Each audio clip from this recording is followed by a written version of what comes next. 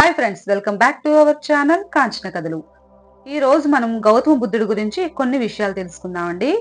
గౌతమ బుద్ధుడు అసలు పేరు గౌతమ సిద్ధార్థ. ఆయన బుద్ధుడు అయ్యాడు. బు అన్న పదానికి అర్థం బుద్ధి. ఎవరైతే తమ బుద్ధికి అతీతులవుతారో వారిని బుద్ధ అని పిలుస్తారు. గౌతమ బుద్ధుడు చిన్న రాజ్యానికి యువరాజు. ఆయన పుట్టినప్పుడు ఒక యోగి జోస్యం చెప్పారు. అది ఏంటంటే, అతను అయితే ఒక గొప్ప సార్వభౌముడైనా అవుతాడు, లేదా ఒక గొప్ప తాపసి అయినా అవుతాడు అని. ఆయన జోస్యం చెప్పినప్పుడు గౌతమ తండ్రి ఎంతో ఉత్సాహపడ్డారు. ఆయనకు గౌతముడు గొప్ప తాపసి కావడం ఇష్టం లేదు. ఆయన గొప్ప సామ్రాట్ కావాలని కోరుకున్నారు. ఒకవేళ బాధను దుఃఖాన్ని చూసినట్లయితే ఆయన ఒక గొప్ప తాపసిగా మారిపోవచ్చు అనుకొని గౌతముడిని ఎప్పుడూ విలాసాల్లో ముంచెత్తుతూ ఉండేవాడు. ఆహారం, మంచి బట్టలు, ఇంకా విలాసాలు. అతనికి 19 సంవత్సరాల వయసు రాగానే ఒక మంచి అమ్మాయినిచ్చి వివాహం చేశారు. వారిని ఒక రాజభవనంలో మిగతా సమాజాన్ని చాలా దూరంగా ఉంచాడు. అక్కడ కేవలం వినోదాలు, విలాసాలు మాత్రమే తప్ప ఇంకా ఎటువంటి బాధలు కూడా ఉండేవి కావు.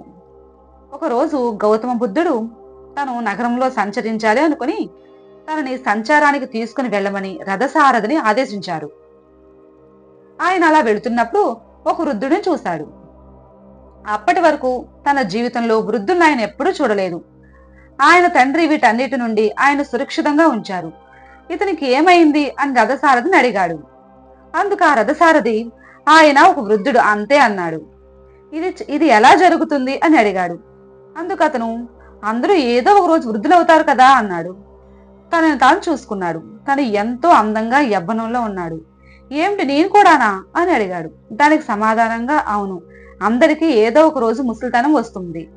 ఎక్కువ కాలం జీవిస్తే ఖచ్చితంగా ముసలివాళ్ళు అవుతారు అన్నాడు.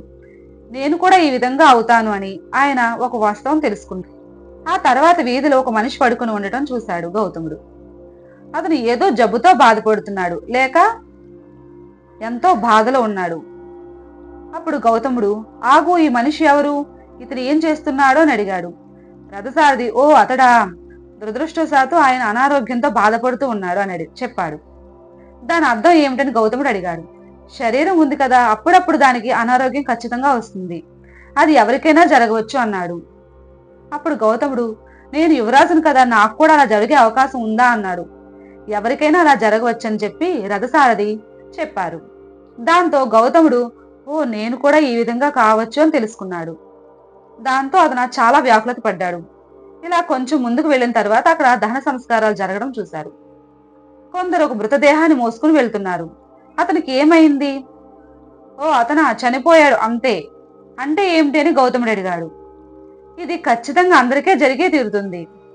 అందుకు గౌతముడు, నేను ఏం చేస్తున్నాను, ఇలా తినడం, విలాసాల్లో మునిగి తేలడం అంతా అర్థవిహీనం. నాతో నేనేం చేసుకుంటున్నాను అంటూ అతనిలో విపరీతమైన అలజడి చెలరేగింది. ఉన్నట్టుండి యువరాజుగా ఉండటం, అంతఃపురం, విలాసాలు ఇవన్నీ అతని నుండి విడిపోయాయి. వీటి అన్నింటి వల్ల ప్రయోజనం ఏంటి? ఈ దేహం ముసలిదైపోవచ్చు, అనారోగ్యం పాలు కావచ్చు, ఖచ్చితంగా మరణం సంభవిస్తుంది. మరి నా జీవితాన్ని నేను ఏ విధంగా ముందుకు సాగిస్తున్నాను అని ఆలోచనలో పడ్డాడు. కానీ అప్పటికే ఆయనకు ఒక పసిబిడ్డ ఉన్నాడు.